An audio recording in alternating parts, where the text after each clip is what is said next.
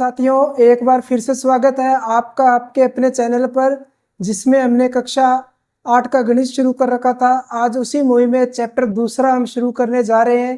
देखिए कि एक चर वाले रैखिक समीकरण। तो चैप्टर को करने से पहले हम इसके इंट्रोडक्शन के बारे में समझेंगे कि एक चर वाली रैखिक समीकरण कौन सी होती है।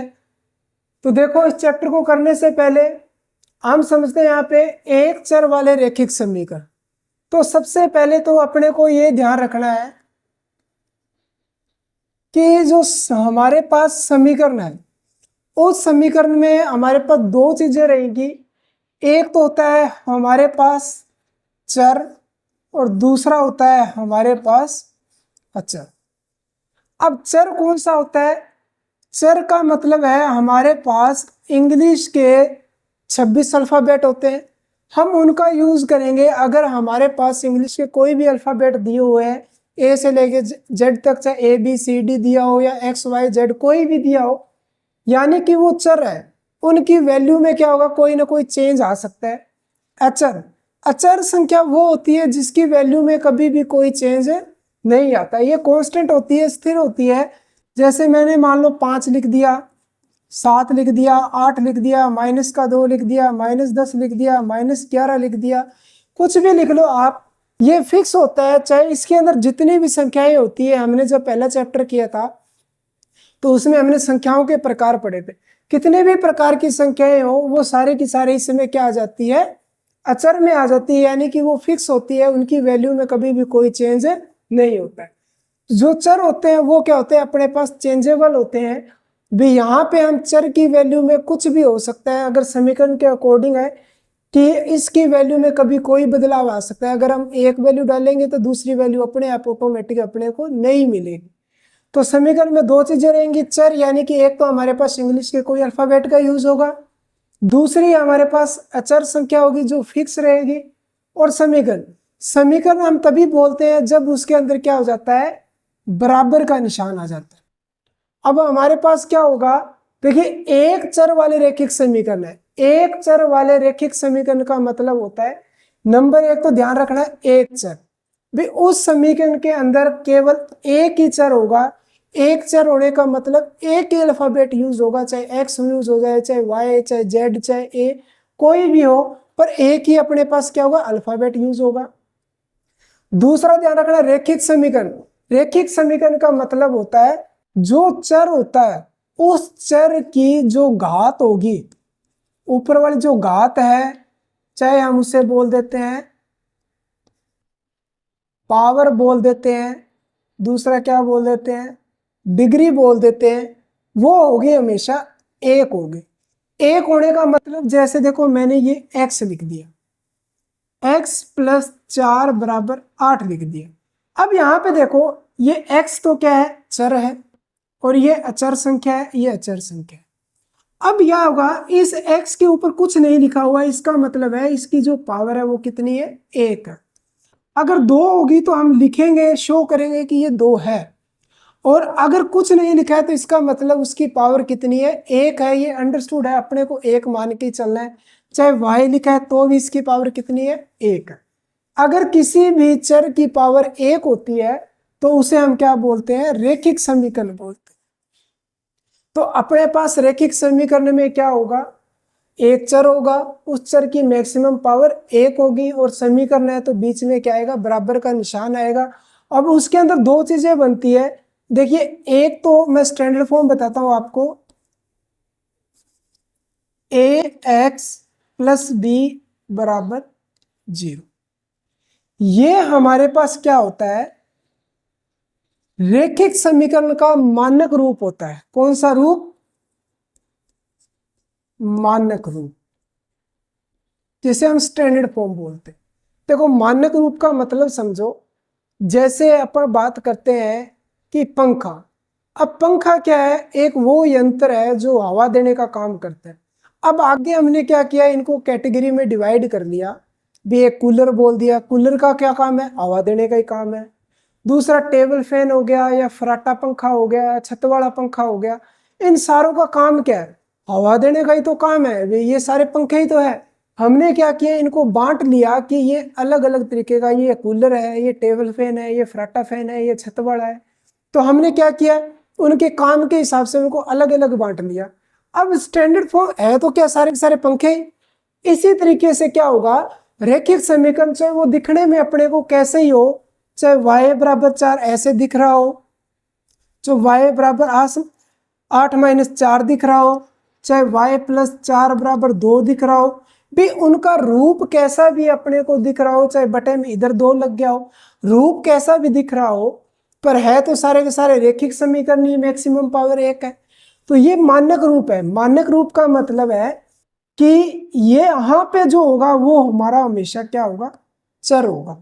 इसके आगे है, इसको हम बोलते हैं गुणांक। यहाँ पे x का गुणांक क्या है, a है, और ये b है, और ये यहाँ पे 0 है। b क्या होगा, अपने पास कोई अचर संख्या होगी, a की जगह भी अपने पास कोई ना कोई संख्या होगी। तो अपने को ध्यान रखना है x का गुणांक यहाँ पे a है, a की जगह जो होगा वो x का गुणांक बोला जाएगा। अगर मान लो यहाँ लिख दिया मैंने y का गुणांक क्या है, अब y के आगे कुछ नहीं लिखा हुआ है, इसका मतलब इसके आगे 1 है, तो y का गुणांक क्या हो गया, 1 हो गया। तो ये हमारे पास क्या होता है, रैखिक समीकरण का मानक रूप होता है। अगर मेरे को हल करना है और x का मान निकालना है, जिसकी वैल्यू निकालनी है, अपने को इस बात का ध्यान रखना है, जब भी हम रैखिक समीकरण को हल करेंगे, भी हमारे पास कोई भी रैखिक समीकरण होगी और उसको हम क्या करेंगे, हल करेंगे। भी रैखिक समीकरण का मानक रूप है ax प्लस b बराबर 0 है। अगर हम इसको हल करते हैं तो भी ax प्लस का b है, उधर जाके माइनस का b, x को अकेला कर लेते हैं, माइनस b, a गुणा में इधर जाके भाग में आ गए। ये हमारे पास x की वैल्यू हो गई माइनस b बटे a। जब भी हमें रैखिक समीकरण को हल करना होता है तो हमें क्या करना है, इस बात का ध्यान रखना है, जो भी हमारे समीकरण के अंदर हमें चर दिया गया है, चाहे x है, चाहे y है, चाहे a है, चाहे z है, चाहे p है, कोई भी लिखा हो, उसको हमें क्या करना है, अकेला करना है। अब अकेला करते समय अपने को 4 बातों का ध्यान रखना है। हम जब गणित के अंदर क्या है, 4 प्रकार की संक्रियाएं करते हैं, या तो हम जोड़ करते हैं, या हम गुणा करते हैं, या घटाव करते हैं, या भाग करते हैं। इन्हीं चारों के हेल्प से हमें क्या है, उन समीकरण को हल करना है। और मेरे को ये बताना है कि मैं x की जगह क्या रखूं कि मेरे पास लेफ्ट और राइट दोनों बराबर हो जाए, या मैं a और b की जगह क्या रख, सॉरी x की जगह मैं क्या रख दूं कि मेरे पास इधर सारा का सारा 0 बन जाए। तो हमें x की वैल्यू निकालनी है। वो वैल्यू निकालने के लिए अपने को क्या करना है, x को अकेला करना है। अब अकेला करने के लिए अपने को 4 बातों का ध्यान रखना है। जिस भी चर को हम हल करने हैं, समीकरण को जिस भी चर के लिए हल कर रहे हैं, जैसे मान लो मैं एक समीकरण ले लेता हूं, 2x प्लस 4 बराबर 8 ले लिया। अब देखो मैं x की जगह क्या रखूं कि मेरा लेफ्ट और राइट दोनों के दोनों पक्ष क्या है, बराबर हो जाए। अब इसको करने के 2 तरीके हैं, या तो मैं डायरेक्ट कर दूं, भी इधर 8 है तो इधर मेरे को क्या चाहिए, 8 चाहिए, भी 4 तो पड़ा है, 2 ये रहा, और x है, तो इसका मतलब है 2 और x दोनों आपस में क्या है, गुणा के अंदर, दोनों का कैसा रिलेशन है, गुणा का है। तो भी मैं 2 को कितने से गुणा करूं, भी मैं 2 को 2 से गुणा कर दूं, 4, 4 प्लस 4 कितना हो गया, 8। तो 8 बराबर 8 आ गया, मेरा उत्तर आ गया। एक तो ये तरीका। दूसरा क्या तरीका है कि ये थोड़ा सा मुश्किल हो जाता है। दूसरा तरीका क्या है, मैं यहाँ पे 4 संक्रियाओं का इस्तेमाल करता हूँ, फिर जिसकी वैल्यू मेरे को निकालनी है, जिस भी चर की, उसको मैं क्या करूंगा, अकेला कर लूंगा। अकेला देखो कैसे करेंगे, 2x, अब 4 और x के बीच में, ये देखो 2x है, ये तो एक संख्या मानी जाएगी, गुणा में होता है तो एक संख्या मानी जाती है, भी ये 1 है और ये 1 है, 2 हो गई।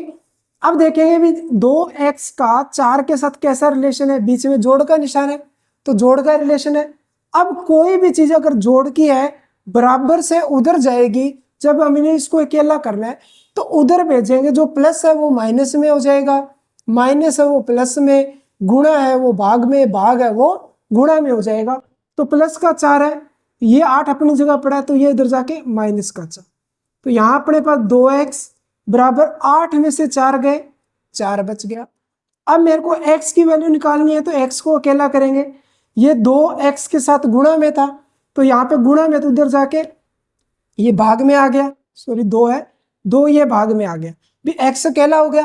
अब देखो 2 एकम 2, 2 दूनी 4, तो x की वैल्यू क्या आ गई, 2 आ गई।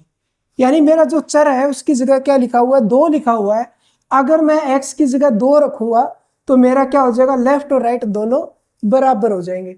अगर हमारे पास कोई संख्या गुणा में है तो उधर जाके भाग में है तो गुणा में हो जाएगी, अगर प्लस में है तो माइनस में है तो गुणा में हो जाएगी। तो हमें यहाँ पे इस बात का ध्यान रखना है, एक चर वाले जो रेखित समीकरण होंगे उनको जब हम हल करेंगे इस तरीके से हल करेंगे, और जिस भी चर की वैल्यू निकालनी है उसको क्या है, अकेला कर लेंगे। गुणा है में है तो प्लस भाग में लिख देंगे, भाग का है तो गुणा में, प्लस का है तो माइनस में, माइनस का है तो गुणा में। तो उम्मीद करता हूँ कि आपको ये अच्छे तरीके से समझ में आ गया होगा कि रैखिक समीकरण को हम किस तरीके से हल करेंगे। धन्यवाद।